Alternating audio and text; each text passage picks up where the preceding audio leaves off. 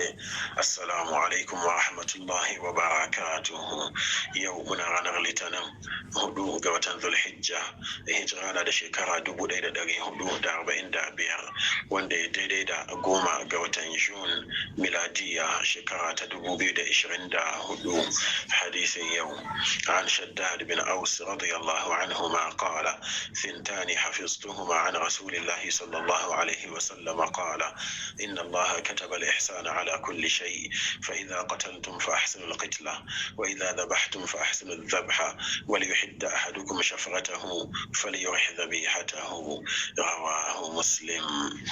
حديث يو أن كربوش دقا ببن صحابي شداد بن أوس الخزرجي الأنصاري يرجع الله يتبتع أقريشي دشي دسوا صحابا من الله صلى الله عليه وسلم gabaki daya.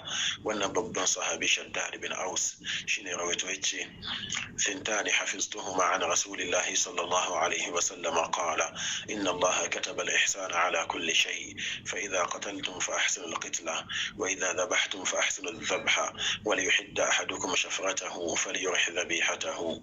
Akwai abubuwa guda biyu da na haddace daga manzon Allah tsira da amincin Allah su kara tabbata a gare shi, ya ce lalle Allah subhanahu wa ta'ala ya rubuta ainihin kyautatawa akan komai, dan haka yayin da za ku yin kisa ku kyautata wannan kisan, haka nan kuma yayin da za ku yi yanka ku kyautata wannan yankan.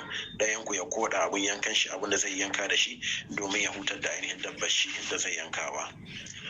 Ma'anar hadisin kenan ta kai ce Allah subhanahu wa ta'ala ya fahimtar da mu kenan. Wa cikin wannan hadisi manzon Allah sallallahu alaihi wasallam yana mana bayanin cewa Allah subhanahu wa ta'ala ya wajibta ainihin ihsani, kyautatawa a cikin komai.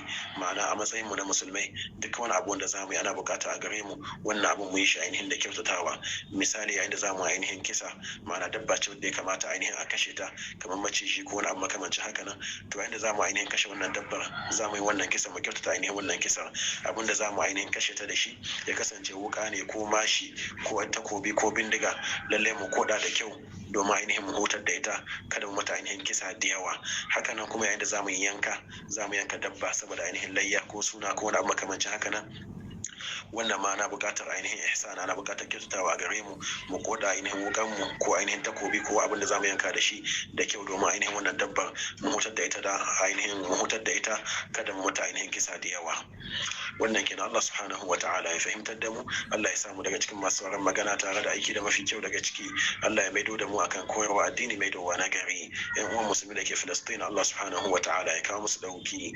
Allah ya ba mu zaman lafiya da arziki mai yawa mai albarka a cikin kasar mu da sauran kasashen musulmai. Allah ya tsare mu ya kare mu game da fitintunu da tashin hankali. Allah subhanahu wa ta'ala nake roƙo ya ɗaukaka musulunci da musulmai a ko'ina a kowane lokaci. Allah ya kaskantar da Yahudawa da masu goya musu baya, Allah ya maida su baya, Allah ya hallaka su, Allah ya sa hallaka su a cikin makircinsu da dubarunsu. Inda muka yi daidai Allah subhanahu wa ta'ala ya karba da gare mu, inda muka yi kuskure Allah subhanahu wa ta'ala ya yafe mana. Margaya daga cikin musulmai Allah subhanahu wa ta'ala ya yafe musu, Allah ya ji kansu, Allah ya sa su huta. Mu da muka yi saura Allah subhanahu wa ta'ala ya raya mu rayuwa ta musulunci. Allah ya dauke mu na masu imani, kada Allah ya dauke mu da hakkin wani akan wuyayiwan mu. Allah ya sa mutuwa ta zama hutu a gare mu. Musulmi da ke cikin damuwoyi kala kala, da ke cikin bashi da matsi da talauci da bacin rai da cuta, Allah subhanahu wa ta'ala ya yaye. Allah ya tabbatar da mu akan sunnar manzon Allah sallallahu alaihi wa sallam. Allah ya mana tsari da kariya game da bid'a da sakin hanya. Allah subhanahu wa ta'ala nake roƙo ya biya mana dukkanin bukatunmu duniya da lahira a cikin sauki. Subhanaka Allahumma wa bihamdik, ashhadu an la ilaha illa anta, astaghfiruka wa atubu ilaik. Assalamu alaikum wa rahmatullahi wa barakatuhu.